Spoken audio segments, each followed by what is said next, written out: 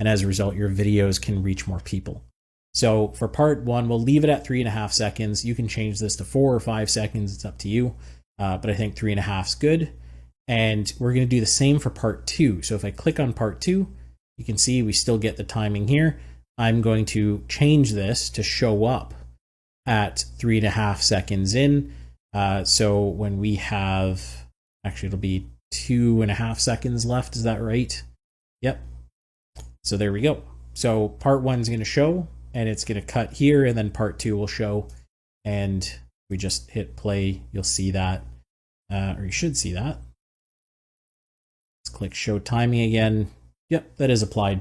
Not sure why they're not actually showing differently there, but it's all right. It'll show when we actually go ahead and apply text to it, I believe.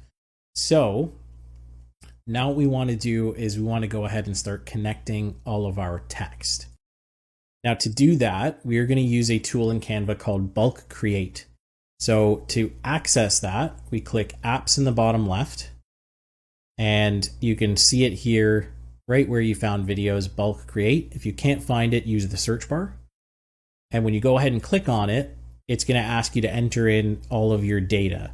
Now, that's why we asked ChatGPT to give us text in a table format, so that way we can copy and paste this in, and it knows this is one set of text to connect to, second set of text to connect to, third set of text to connect to. So let's go ahead and copy this, and we will go into ChatGPT here and click Enter Data Manually.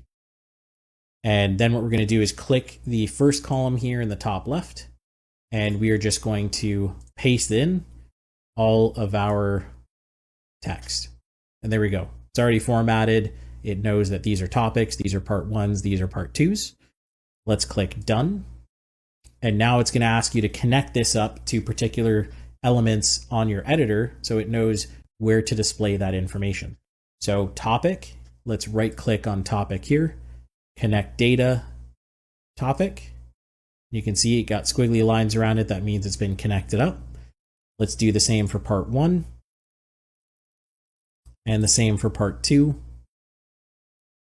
And now that this is connected, which is where these squiggly lines come in, I'm going to drag part 2 back over top of part 1, because that's where we want both sets of text to show. We just want them to show one for 3.5 seconds and then the other for the last 2.5 seconds.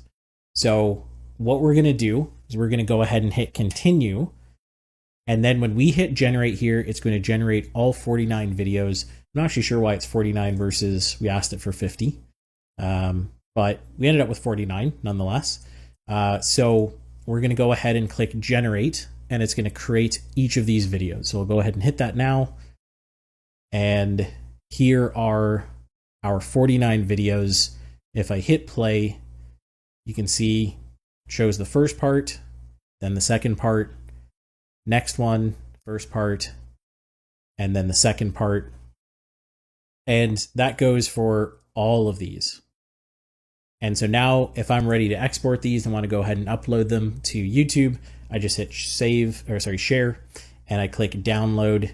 And you want to make sure you select this, download pages as separate files.